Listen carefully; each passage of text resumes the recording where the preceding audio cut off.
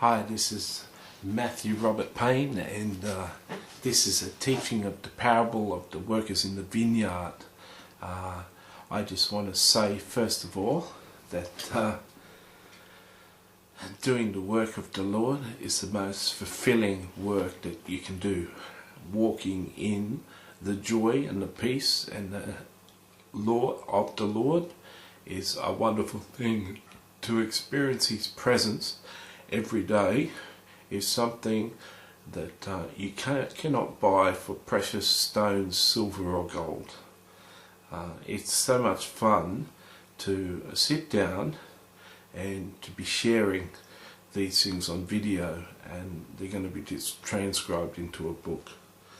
I just thought I'd share that with you. Now, the parable of the vineyard, everyone knows this story, but let's just recap it. First of all, the kingdom of heaven is like a landowner who went out early in the morning to hire labourers in his vineyard.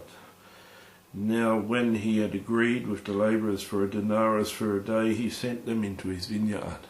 So let's just say a denarius is worth $160 today for a day's work. He went out in the third hour, which is 9 AM in the morning, and saw others standing idle in the marketplace. And then he says, you go out and work for me too. And he went out. He also went out in the 6th hour at 12 midday, and in the 9th hour at 3 o'clock in the afternoon, and did likewise. And on the 11th hour, 1 hour before the day is closed, so 6 AM to 6 PM, so 5 o'clock in the afternoon, he went out and he said to some guys, "What are you still doing standing here?" And they say, "Why are you standing here idle all day?" They said to him, "Because no one hired us." He said to them, "You also go into the vineyard and do whatever is right, and you will receive." So when evening had come, the owner of the vineyard said to his stewards, "Call the labourers and give them their wages, beginning with the last to the first." And when those who came, who were hired about the 11th hour, they each received a denarius. But when the first came, they supposed they would receive more, and likewise they each received a denarius. Typist, this is in Matthew verses 20, verse 9. If you want to look up in the Bible, denarius is a hard word. But when the first came, they supposed that they would receive more, and they likewise received each a denarius. When they received it, they complained against the landowner, saying, "These last men have worked only 1 hour, and you made them equal to us, who have borne the burden in the heat of the day." But he answered to one of his friends, "I'm doing you no wrong. Did you not agree with me for a denarius? Take what is yours and go on your way. I wish to give this last man the same as you. Is it not lawful for me to do what I wish with my own things, or is it your evil eye that because I am so good? So the last will be first, and the first will be last. Many are called, but few are chosen." Now, I don't always like reading a parable that's so long to read. It's not interesting to watch on video, and I apologise for that edit to the typist, but I'm getting this typed up to be a book, and so she needed to hear that to get the spelling right. Now, okay, let's just have a look at this. Let's just say these people are working in a vineyard, so what they're doing is they're collecting fruit, and or maybe they're collecting fruit, maybe they're just going through and cutting all the dead branches off the off all the vines. They're pruning all the vines, cutting all the dead wood off, and some people are doing that. Some people are picking all the fruit. But whatever it is, it's very hot and sweaty and laborious work, and it's okay working at 6 o'clock in the morning, But come 9 a.m. in the morning, it starts getting hot, and 10, 11, 12, 1, 2, 3. You know, if you ever go to the beach between 11 and 2 o'clock in the afternoon, you can get so burnt. In 15 minutes you can get so burnt. So these guys had worked hard all day. Then they saw people arriving in the 11th hour, and they paid those guys in the 11th hour a denarius, a whole day's wages, $160, like we agreed for a day's pay. And then what happened? When it got to them, who'd worked a whole day, they only got the same amount. And they were really angry, like, you know, according to them, they should be getting 11 times that amount. But they'd already agreed for a day's wage, but it was just so unfair. It's just so unfair. They'd worked all day and these guys had just worked an hour. This is a parable where you could get angry at God. This is a parable where the Christians can get angry at God. This is Jesus telling a parable about how people get angry with the landowner. So how do we, what's the practical application? Seeing as we've chewed up 6.5 minutes, what's the practical application of this parable today? Well, without getting, let's just have a look at it in two ways. Let's look at it prophetically. In the last days, there's going to be a massive harvest. I've heard a prophecy from a person from Western Australia, a prophecy from Rick Joyner in America, a prophecy from another well-known prophet, and the Lord has told me personally that in the very last move of God, much of the move of God is going to be done by unknown people, people with no reputation. They come from nowhere. They just rise to massive ministries and do a whole lot of great work. And everyone who's everyone in the ministry will be saying, who are these guys? Where did these guys come from? I've heard it from 4 different sources. Not only has Jesus told me, but those 3 other sources that I heard, that the unknowns, the unmentionables, the unlikely, the people, these guys will move so fast that they won't even have a reputation. People won't even know their names. All they'll know is if you want to be healed, you go to his meeting. They won't have time to build massive ministries and 20 years of ministry.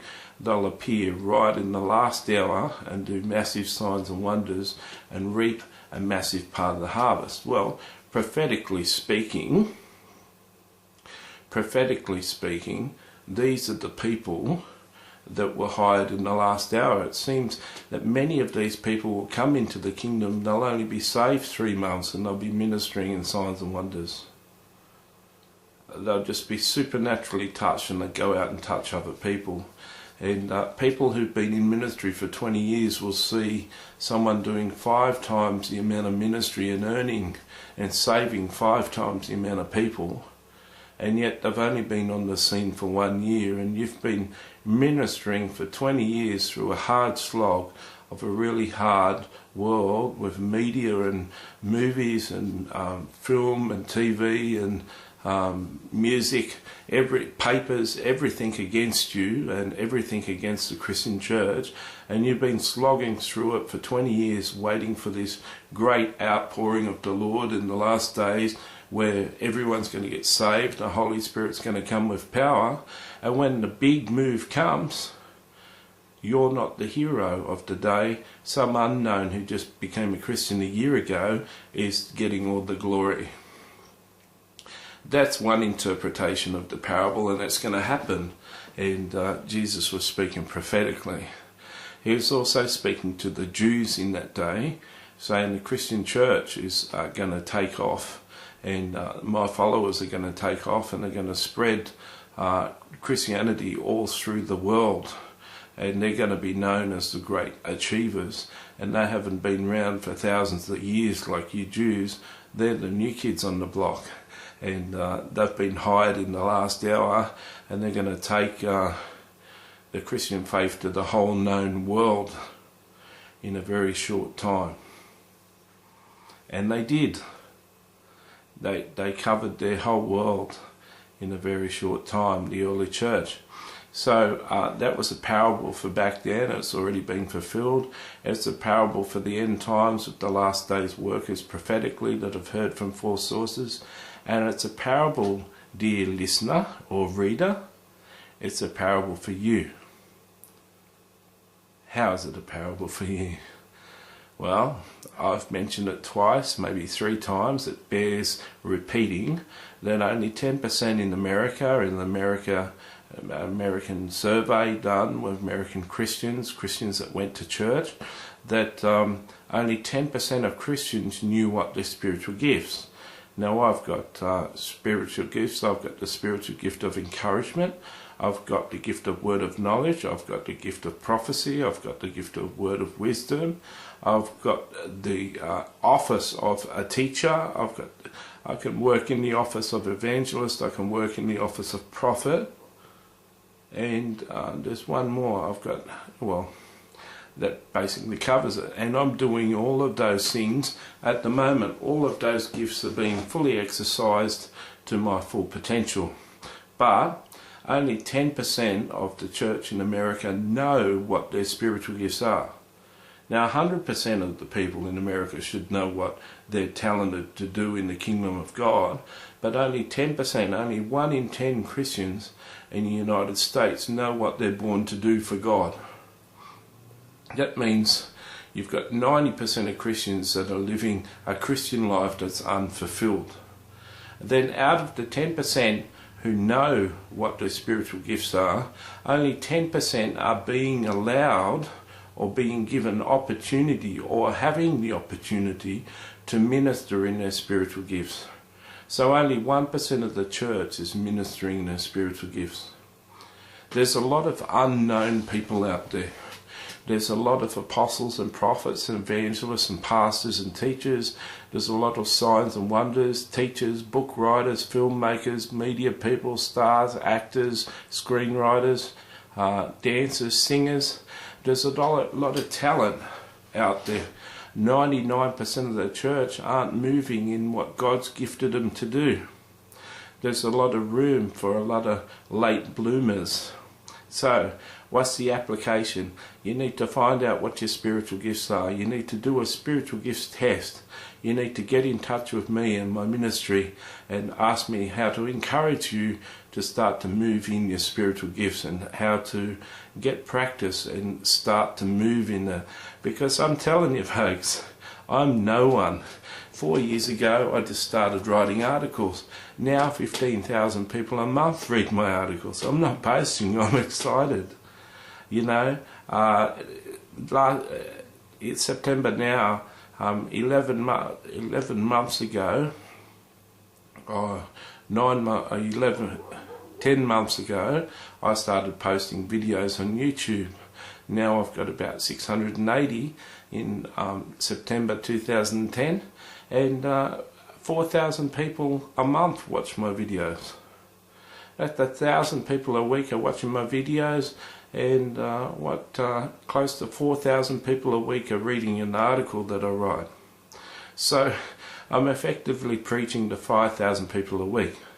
It's like I'm filling a mini stadium each week. And I'm no one. But I tell you something, given the opportunity, I'm going to come from nowhere. I'm going to be a big time person in the future. And you can be too. You can be too. Every one of you is listening to this. I tell you what, every one of you is listening to this can be one of these 11th hour workers. You can come in. There's still time. While you've still got breath, you've still got time. You've got dreams. You've got desires. You've got unbirthed talents rising up within you. Listen, read this whole book, watch this video series, get in touch with me, do whatever you need to do. Become one of those last days workers. You know, not everyone in the church will be jealous of you. They won't all get angry with you. But you can be one of those last people that become first in the parades of heaven.